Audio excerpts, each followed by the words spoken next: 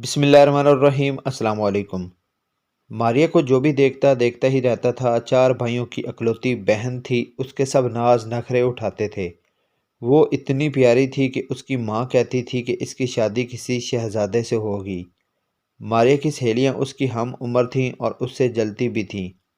मारिया दिल की साफ लड़की थी, वो किसी के साथ लड़ाई झगड़ा नहीं करती थी। मारिया की माँ ने कहा कि शकुरन खाला आई हैं, दुपट्टा ओढ़ कर आना। शकुरन खाला के साथ एक खतून और एक लड़की भी मौजूद थी। मारिया सलाम करके अपनी माँ के साथ सोफे पर बैठ गई। वो औरत और लड़की मारिया को देख रही थी। थोड़ी देर बाद माँ ने मारिया को जाने का इशारा किया और वो मुआजरत करती हुई कमरे से बाहर आ गई। मारिया को देखने वाली ये चौथी फैमिली आई थी। मारिया की माँ चाहती थी कि जल्द ही मारिया को कोई अच्छा रिश्ता मिल जाए और वो अपने घर चली जाए। शकुरन खाला ने कहा कि बहुत अच्छी फैमिली है, लड़का भी बहुत अच्छी नौकरी करता है। वो लोग जाते हुए मारिया को पसंद कर गए। बस वो लड़के का इंतज़ार कर रहे थे, वो क्या चाहता है। लड़के का नाम हैदर था। उसने मारिया की तस्वीर को देखकर कबूल कर लिया। हैदर बहुत खुश था। जब मारिया के घर वालों ने बहुत सारा जहेज़ दिया, मारिया के मोहल्ले वाले बारात देकर कह रहे थे कि ऐसा लगता है जैसे कोई शहजादा मारिया को लेने आया है। जब मारिया दुल्हन बनी तो क़यामत ढा रही थी। जब मारिया रुखसत हुई तो घर सोना हो गया। सुर्ख रंग के फ्राक में मारिया परी लग रही थी। मारिया हैदर के घर आई तो हैदर कहने लगा, मुझे समझ नहीं आती लड़कियां इतना मेकअप और इतना जेवर क्यों पहनती हैं। मारिया उसी वक्त वाशरूम में गई और अपना मुंह धोकर आ गई। मारिया ने अपना सारा जेवर उतार कर डब्बे में पैक कर दिया। हैदर बहुत गुस्से से मारिया के साथ बात करने लगा। हैदर अपने मोबाइल में मसरूफ़ हो गया और मारिया भी सो गई। हैदर को एहसास ही नहीं था कि वो मारिया दुल्हन है और आज शादी की पहली रात है। सुबह जब हैदर उठा तो वो सहन में जाकर अपने भतीजे और भतीजियों के साथ गपशप में मसरूफ़ हो गया। सास और ससुर कहने लगे कि बहू खूबसूरत है लेकिन नखरे वाली थोड़ी। देर बाद हैदर ने आवाज़ दे कि अंदर आओ, मुझे कोई बात करनी है। हैदर ने कहा कि तुम इतना ज़्यादा मेकअप नहीं किया करो और परफ्यूम भी नहीं लगाया करो। मारी ने सोच लिया कि इस शहजादे के लिए मुझे सब कुछ छोड़ना पड़ेगा। एक दिन मारी की माँ उसको लेने के लिए आ गई, मगर हैदर मारी को कहने लगा, इतनी अपनी माँ के घर रही हो, कभी दिल नहीं भरा।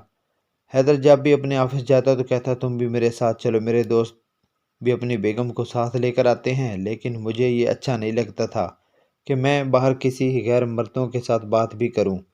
हैदर का सलूक पहले दिन से ही अच्छा नहीं था, लेकिन मारिया ने अपनी माँ को कभी भी कुछ नहीं बताया था। वो कहती थी कि वाकई हैदर कोई शहजादा है, उसने मुझे बहुत खुश रखा हुआ है। लेकिन जब वो अकेली होती थी तो वो अपनी किस्मत पे रोती थी। एक दिन मेरा भाई मुझे छोड़ने मेरे ससुराल चला गया। हैदर ने बड़े भाई को भी बहुत ही बातें कहीं कि घर का कोई काम नहीं करती, सारा दिन सोती रहती है, मेरा कोई ख्याल नहीं करती। मेरी माँ बूढ़ी है, इसका भी कोई ख्याल नहीं रखती। मैंने शादी इसलिए तो नहीं की थी कि ये सारा दिन यहाँ पर सोई रहे। हैदर ने मुझे कुछ दिन बाद तलाक दे दी और तलाक के कागजात मेरे हाथ में दिए और मुझे अपनी माँ के घर छोड़ आया। मेरी सहेलियां भी मुझ पर बातें करने लगीं कि इतना गरूर करती थी तुम अपने हुस्न पर, लेकिन इतने हुस्न का क्या फ़ायदा कि तुमको तुम्हारे शौहर ने तलाक देकर घर भेज दिया। तलाक का दाग बहुत बुरा था। मुझे तरह तरह की बातें सुननी पड़ती थीं। 2 साल हो गए थे मुझे मेरे मामों के घर पर रहते हुए।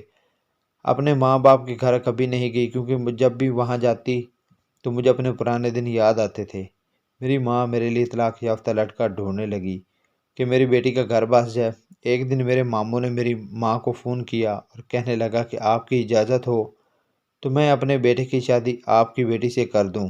तो मेरी माँ कहने लगी, आप मेरे बड़े भाई हैं, आप जैसा करेंगे वैसा ही हमें कबूल होगा। मुझे अपनी माँ का फ़ैसला कबूल करना पड़ा और अपनी माँ और अपने मामू की इज़्ज़त रख ली। शादी के बाद मैंने स्कूल में पढ़ाना छोड़ दिया और घर में रहती थी, अपनी मामी के साथ घर का काम करती।